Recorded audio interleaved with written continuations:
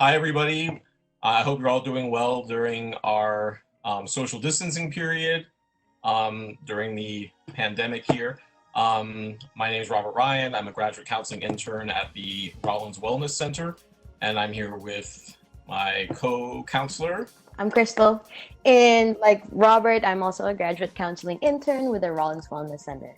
We're going to talk about some of the stuff going on today with regard to like senior issues and graduation stuff and what some of the things that especially seniors might be feeling since we're kind of in this position where we had our year interrupted and the graduation has been canceled and all that kind of stuff. So we're just going to kind of go over some topics and throw some stuff out there, and then we will have videos like this every week where we talk about issues that might be affecting seniors and what they've lost and stuff with graduation. Just a disclaimer, this is not a formal counseling session.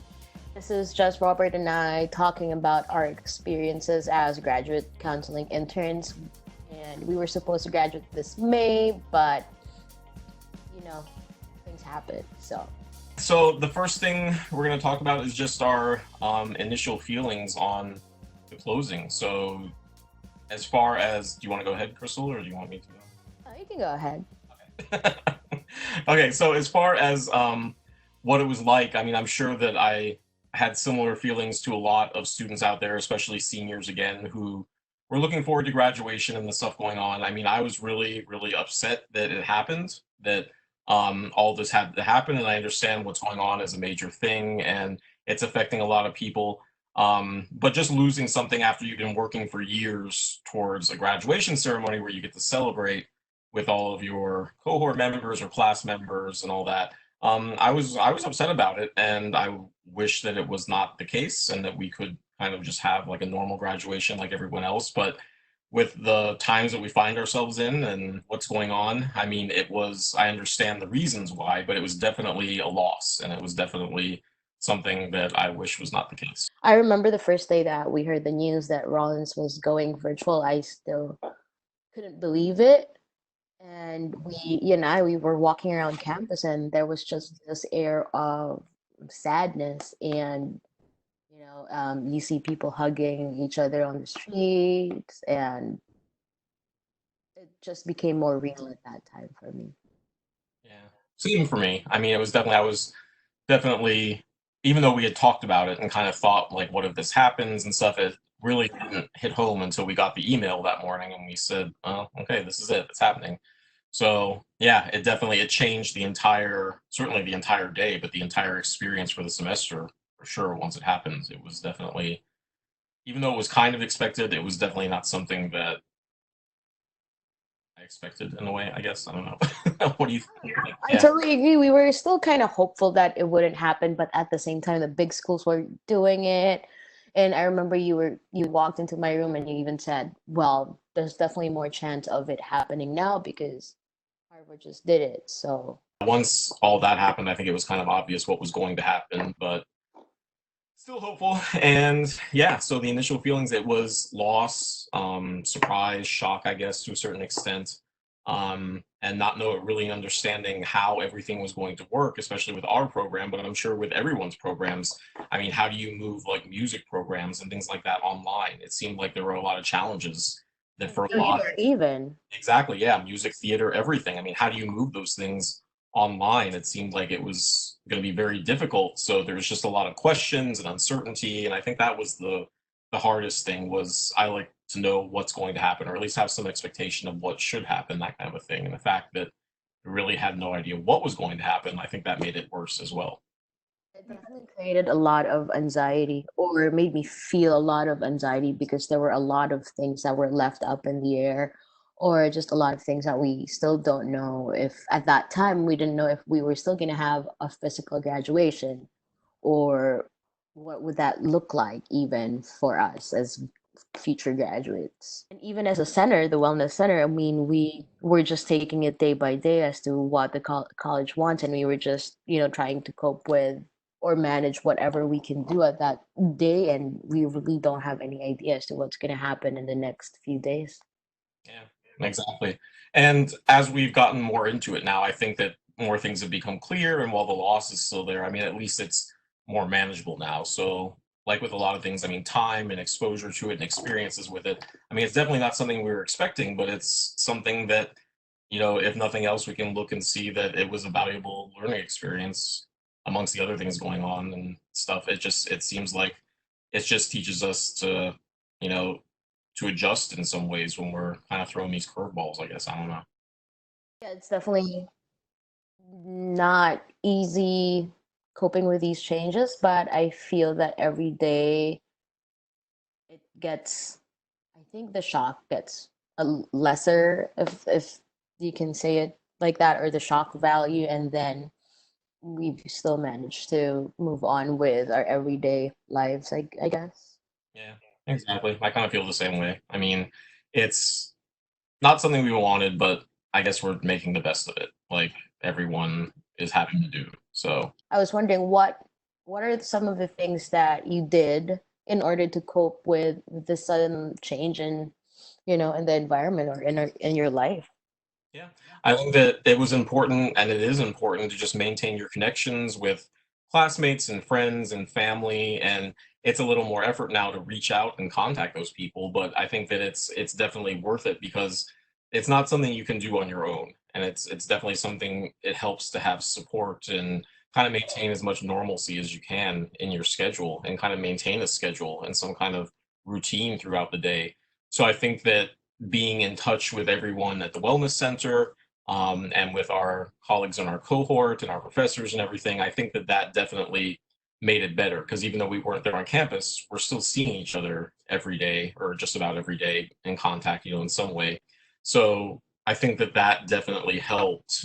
And trying to maintain, like I said, the schedule and the routine. I think that was the main thing for me. What about you?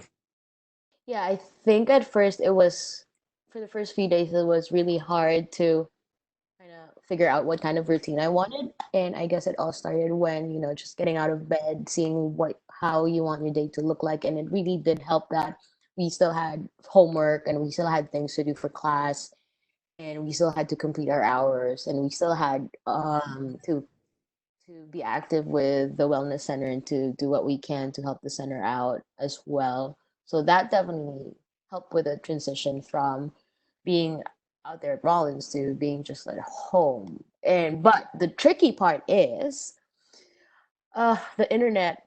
It Exactly.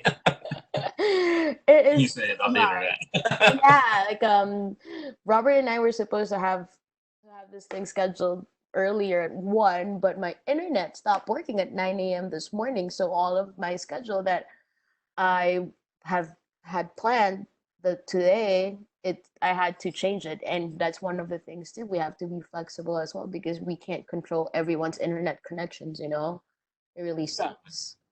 Yeah, exactly. The flexibility, that is incredibly important as well. I think that's great that you mentioned that because that's something in these times we have to remember that, even though we can try and maintain a routine and a schedule, that there's going to be hiccups and there's going to be problems. And just being as flexible as you can and trying to manage it as best as you can, is something that will help. And I'm sure we'll get into some of those topics in, if not today, then a later video where we talk about what are some ways that we can, make the best of it and kind of help ourselves to get through all of this, like this, while being mindful, of course, of the incredible tragedy that's happening all around the world. So many people being affected by it, losing their lives, families having to adjust, and the sadness that comes along with that, the grief. I mean, it's all a lot to take in and to try and manage. So we'll definitely talk some about that in future sessions.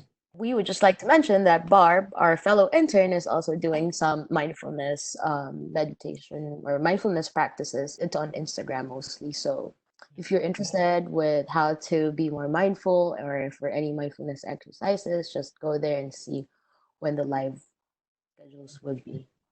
Yes, definitely. And she does a great job with that. So I think that it's important to mention that the resources that we have available, we have Barb doing those, and we're going to be doing these. And then we have some individual videos that are coming out on the outreach stuff, on anxiety and stuff like that, in the future. So we're going to be putting as much out there as we can as interns, putting stuff out there for students to watch and to see. And let them know that they're not alone and that we're all going through this together and we are here to help as much as we can. For any Rollins students out there, if you have any questions for us or if you want us to talk about something, send us an email at wellnesscenter@rollins.edu. Definitely. And we will be sure to get those and we'll address them as best as we can and see what we can do with any of the topics or concerns that you want to put out there and ask us about. Yeah, we also have on our website, the Rollins Wellness Center website, we also have a resources that's uploaded there in a PDF document. The center came up with a good list of resources. So if you need resources, just feel free to visit that site. Definitely. And feel free to contact the Wellness Center as well. If you want to speak with a counselor, just get some more information on community resources. We just want to make sure that, and we'll give you the number and email address again at the end of this. But just know that those resources are there for you to reach out if you feel like you need to talk to someone or have a consultation or whatever it may be. All of those resources are there for you. Yeah, and I just want to make reiterate that there's a lot of information out there in social media and the internet and things like that. Just make sure that you're helping yourself manage your anxiety by going on the websites that are accurate and what is that called, Robert? Accurate and reliable. Yes, definitely. Yeah. And this is a great time to try and develop some hobbies or interests you may have had in the past, because a lot of the information that's being bombarded we're being bombarded with out there is just overwhelming in some cases. So to manage that, it's sometimes better to just focus on something else and kind of try and do that as much as possible by using the resources that we have and these videos and things like that, because otherwise it can get overwhelming for sure. That's true. Speaking of hobbies, do you have any hobbies that you've started to acquire or like started doing? Yeah, it's kind of limited. I've definitely started cycling again, riding my bike as much as I can around my neighborhood and down by the lakes and stuff. So that is something I'm doing more of, reading a lot more than I was before, preparing for the future while still finishing up our stuff here. That's also an important, but I think staying active, staying physical. I mean, I know I always feel better when I wasn't exercising every day like I should have earlier in this whole thing when it started. I definitely didn't feel as good as I do when I go out there and ride a bike for an hour, just and it's a chance to get like some of my neighbors I've never even talked to before. Now, after living around here for 12 years, I'm finally talking to some of my neighbors. So that's kind of a benefit as well, is that and kind of forcing me to be social in that way also. So you never know what could happen when you just get out there and do what you can, exercise or activities, whatever you might want to do in your area, your neighborhood, whatever. That is so true.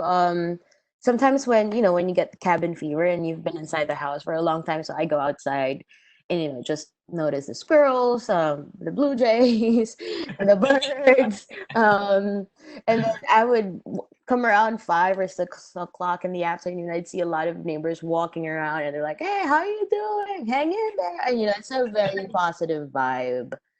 That's why I try to go out now. I mean, my physical activity has definitely gone down. I mean, Mhm. instead of the other things I used to do, I can just now do home workouts and running outside. But yeah, definitely it's still a struggle for me to keep that what do you call that, normalcy or routine Routine, yes. going. 'Cause sometimes I feel like not doing anything. Sometimes I just feel like, oh, this is so sad. Early miss doing my other things. But Yeah. sometimes I feel productive too. I wake up, I'm like, yeah, I'm gonna do this, gonna do that, and then I'm like, Yeah.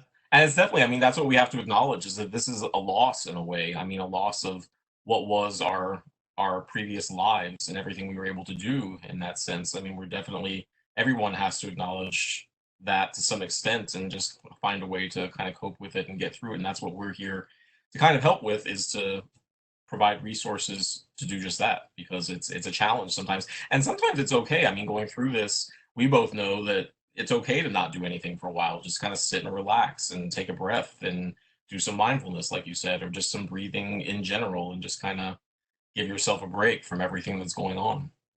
yeah. I think when I feel like not doing anything, I feel my anxiety building up.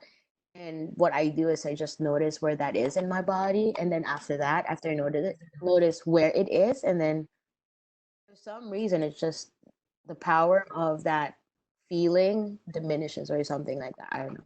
Yeah, definitely. It's amazing how much it can help, and if you give it a try and just kind of work with it, it can help immensely to kind of relieve anxiety and things like that. We talked about kind of the shock and the loss of everything we're going through here. Um, and we kind of touched on it a little bit about current feelings, things like that. So what are your current feelings as we move forward with the rest of the semester on this? Well, how many days do we have till the end of the semester? I'm not even It's sure. about 3 weeks. Okay. Yeah. Yeah, I feel like I've been cooped up in the house for more than 3 weeks. I know, me too. So I feel like I don't even, I'm like, it's Friday again. Wasn't it just Friday the other day? I'm like, what? Exactly. Just, I'm at a loss for days. Sometimes it's, I don't know. It's just, it feels weird not to have your normal life. And then I haven't put gas in my car for a while. And Definitely, that's one of the usually, benefits, actually. yeah, and gas is so cheap now. I'm like, oh, Oh, exactly. no. And then we're not eating out as much, just cooking at home and stuff like that. Definitely a chance to cook, but sometimes I really don't want to cook because just, those feelings of being overwhelmed and the feelings that I feel sometimes are very strong that I just, you know, I don't know what does that happen to you? Like you just freeze almost, like you don't. Yeah, I mean, there's definitely times where I have to stop and just kind of refocus. And you're right, it's sometimes you lose track. Like, what day is it? When we had such a routine and structure to our lives, and all of a sudden it's gone now. So you sometimes find yourself wondering, how is it Monday again already, or how is it Friday, like you said again already? It seems like the days just blend together much more than they used to. So it's definitely one of those things where every once in a while you find yourself stopping and reassessing just to see, where am I? What day is it? I guess. Maybe it does help to journal a bit. You're like, dear diary, this is what I did today. Exactly. Yes. Can help too. Journaling is a good idea. Yeah, that or I don't know. There could be so many things that we could do as well. But what? So for you, you mentioned that going outside is one of the things that you find really, really helpful. Mhm. Yeah, definitely. I mean, it's important. It's just something that was so common before, just getting out and getting in the car and going wherever, we were going. It's definitely a change now. It takes more effort and more thought. Okay, what am I going to do today to kind of break up the monotony of everything that's going on? So a little more thought, but yeah, I mean, it's important to get out there and get some fresh air and just kind of refocus and see who you run into on the streets of your neighborhood or what. I mean, things you never thought that you would do, I'm definitely doing now. So it's a change, but it's what we have to do. I know. So it sounds like what you're saying is that even though this is happening to us and to other people, you've managed to find something positive in what's happened. Yeah. And I think that we really have to at this point. There's no other choice. I mean, to get through this, we have to kind of work together, and we're all in this together. That's the thing to remember, is that it's every single one of us are going through the same things. And while we might not be experiencing the exact same thing, same circumstances, stuff like that, I mean, we're all kind of quarantined and going through a similar kind of experience. So we can all kind of understand to a certain extent or empathize to a certain extent with how we're feeling with this. So it helps to think, and we talk about this in counseling about that universal principle or that universality where it's not only you, it's so many people are being affected. It's really everyone in the world that's being affected by this. So it helps to think of it in those terms as well. There is hope because didn't China, I don't, well, we don't know if that's true, but like news, I don't know if it's fake news, but they somehow to manage, try to be back to normal and things like that. But, And everyone's working towards that. I mean, you see that, you hear in the news that they're flattening curves and things like that. So progress is being made. It's just it's a new reality that is going to take some adjustment for sure for all of us. it's just going to take time. Like here in Osceola County, where if you go out of your house, you are required to wear a face mask now. Right. Yeah. It's mandated. I think you're gonna get fined $500 if you don't, or you're gonna get a warning or something. Yeah. Yeah. That's a lot. So no more going out if you don't have like, but you can, oh, you can do your own, you can make your own face masks. There's Exactly. Yeah. that you can do as well, you know. And get creative with it. Definitely. I know there's some YouTube videos on that that I've seen where people are making their own masks and different people are showing how to make different materials or use different materials to make masks. So yeah, I mean, there's a lot. Get creative with it. I mean, it's another thing you can do, and you can do it together online with friends. You know, Skype or whatever, Zoom, whatever we're doing now, WebEx. We can use that. Just kind of make it an activity where you do it together with people, and just that can help you remember that we all are in this together. I mean, we're all going through it. Speaking of that, I'm just really thankful about that we still have this internship. But after thinking about that, I was just thinking about those who lost their internships and do not have the means to complete their hours. Yeah. That's a very difficult situation to be in or at. So And I know that I'm sure there's a lot of students at Rollins who have lost different opportunities like that, internships or, whatever it is, whatever their program is or their major is. I mean, having all those things suddenly gone and having to find adjustments and ways around them or to complete requirements in different ways. I mean, yeah, we're all in that situation as well together, kind of trying to figure out new norms and new procedures and things like that.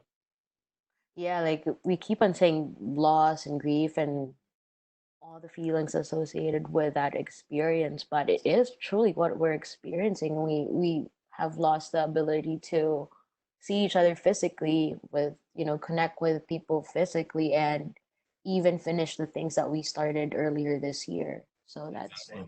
Yeah. that's really hard. Yep. It's incredibly hard. And it's something that tools like this, I mean, we have to use what we have available. So tools like this, technology, things like this can definitely be beneficial and just try and maintain those connections as best as we can.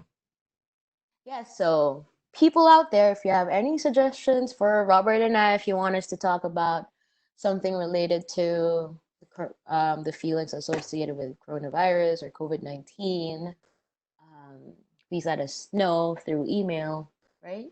Yep, definitely through email at wellnesscenter@rollins.edu. So yeah, I mean, this is just like our introductory type episode. So if you want, again, send us exactly. So send us information, questions you would like answered if you can, and we will continue on otherwise with other topics and presentations next week and the week after. I do have one question, Robert, before we hang up. Yes. What is one thing that you're gonna do to take care of yourself today? I'm going to, as soon as we finish this, I'm going for my bike ride. That is what I'm How Yeah. long are you thinking of? Oh, at least an hour. I've been going for at least an hour. So, Oh, wow, that's awesome. yep. So I will be doing that. I'm gonna take a Yeah. nap. Are you? That's a good thing too. Like maybe for just 20 minutes and then see what I can do after. Exactly. Yes. And that's the beauty of it. You can kind of do whatever you want on your own schedule to a certain extent as well, which is good. Definitely. Until next time. Bye. Cue in our music.